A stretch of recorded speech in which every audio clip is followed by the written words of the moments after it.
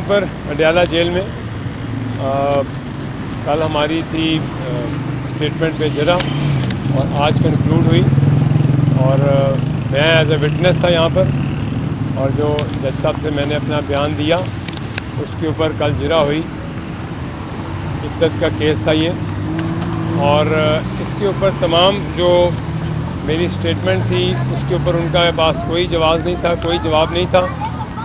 जो ये निकाह हुआ जब हुआ उस वक्त मैं विटनेस था और इद्दत जो पूरी नहीं हुई थी वो ये साबित हुआ वहाँ पर जज साहब के सामने।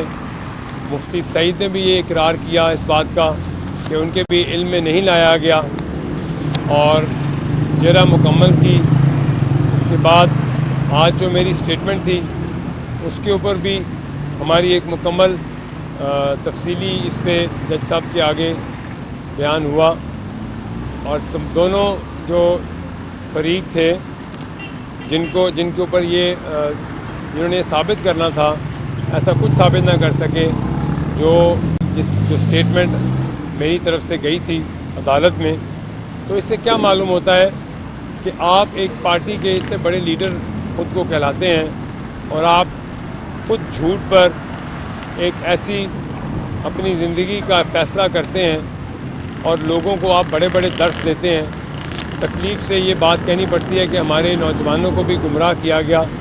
हमारे बच्चों को आज क्या सबक मिल रहा है, हमारी पढ़ी लिखी आवाम, हमारे जो यूथ है उनको ये सबक मिल रहा है कि एक झूठ पे मबनी निकाह के ऊपर एक इतना बड़ा लीडर जो ख़ुद को समझता है और जो जिन मोहतरमा के साथ उनका निकाह हुआ वो ख़ुद को एक मज़हब के लिबादे में ओढ़े बैठी हैं और उस मज़हब के लिबादे में अपने जो स्पिरिचुअल जो इन्फ्लुएंस है उसके ऊपर आकर एक मुल्क के वज़ीर आज़म से बड़े बड़े फ़ैसले कराए।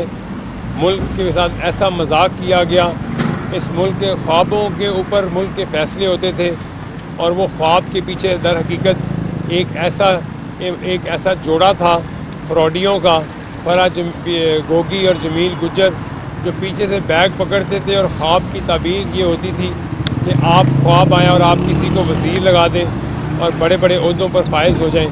ये था पाकिस्तान के साथ घिनौना मजाक जो आज हम भुगत रहे हैं, हमारा पूरा मुल्क भुगत रहा है।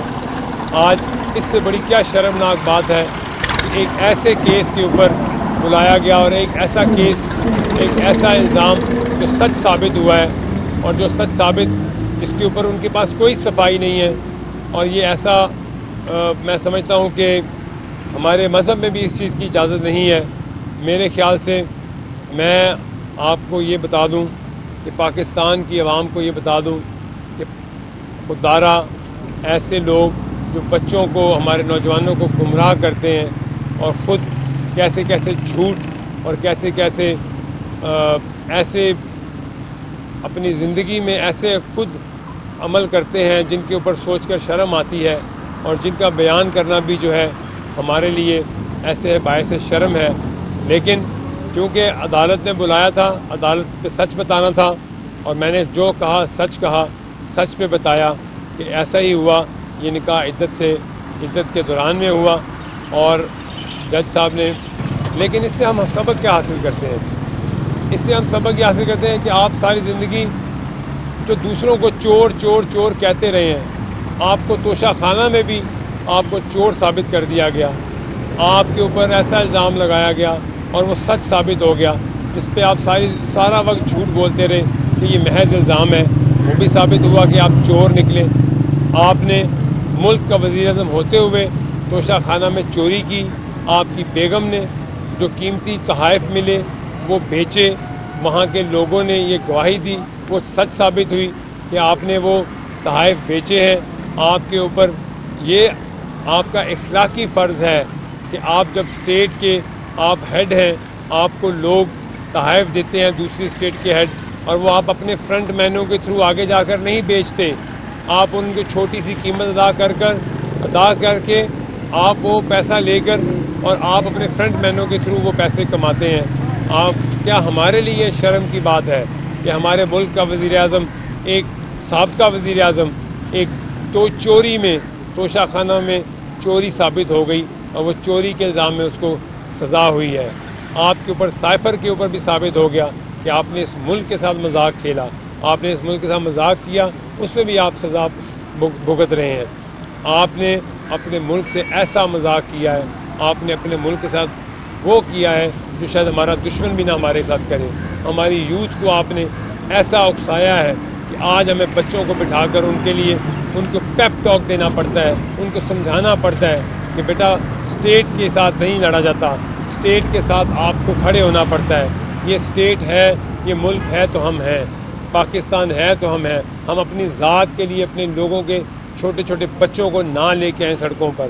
ہمیں اپنی ذات کو بچانے کے لیے کسی ماؤں کے بچوں کی نہ قربانی دی جائے, اور ہم اپنی ذات کو بچانے کے لیے ملک کے اداروں کے خلاف بغاوت پہ نہ اکسائیں لوگوں کو. یہ ہے ہماری روایات, یہ ہے لیڈرشپ. اس لیے ہم لیڈر بناتے ہیں لوگوں کو, اس لیے ہم نے ایسی جدوجہد کی تھی, ایسے پاکستان کے لیے ایسے لیڈروں کو لانے کے لیے ہم نے جدوجہد کی تھی. میرا نہیں خیال, ہمیں آج میرے لیے بڑا تکلیف دہ لمحہ ہے کہ میں آج یہ بات کر رہا ہوں, کیونکہ میں نے ایک کاز کے لیے پاکستان کے لیے کام کیا تھا, ایسی جماعت کے لیے کام کیا تھا, ایسی جماعت کے چیئرمین یا لیڈر کے لیے کام کیا تھا کہ میرے ملک کے لیے کچھ بہتری آئے گی. یہ نہیں تھا کہ وہ بعد میں ایک ایسے خوابوں کے اوپر فیصلے کرنے شروع ہو جائیں گے, ایک ایسے جھوٹ پہ مبنی اپنی زندگی کے فیصلے اور ایسا فراڈ کر کے ایک نکاح کر لیں گے اور کسی کا گھر تباہ کر دیں گے. آج وہ مانیکا صاحب بھی یہاں بیٹھے ہوئے تھے اور وہ اپنی جو ایسی دکھ بھری داستان سنا رہے تھے, اس پہ دکھ ہوتا تھا کہ ان کا گھر ٹوٹ گیا, ان کا گھر تباہ ہو گیا.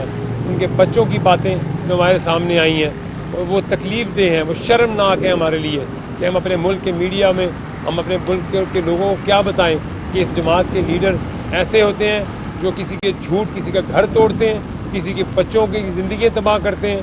میرے خیال سے میں آپ لوگوں کو یہی کہہ سکتا ہوں کہ پلیز اپنے بچوں کو ہم اپنے ملک کی خیر کریں, اپنے بچوں کو ایسے لوگوں سے دور کریں جو کہ ملک میں انارکی اور لڑائی اور نفرت کی فضا پیدا کرتے ہیں. اور انشاءاللہ پاکستان آگے جائے گا. پاکستان کے اداروں کو جو لڑانے کی کوشش کریں گے وہ منہ کی کھائیں گے اور وہ ان کو عبرت کا نشان ہم بنائیں گے انشاءاللہ.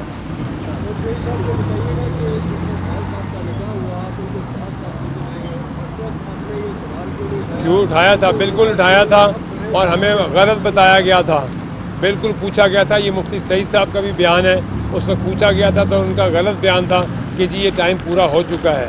اسی لیے تو میں کھڑا ہوں یہاں پر, ورنہ میں یہاں جھوٹ بولنے تھوڑی کھڑا ہوتا, کیونکہ یہ سچ ثابت ہوا ہے. ایک شخص نہیں, دو نہیں, 3 لوگوں نے ثابت کیا اندر عدالت میں کہ ان کو غلط بتایا گیا کہ یہ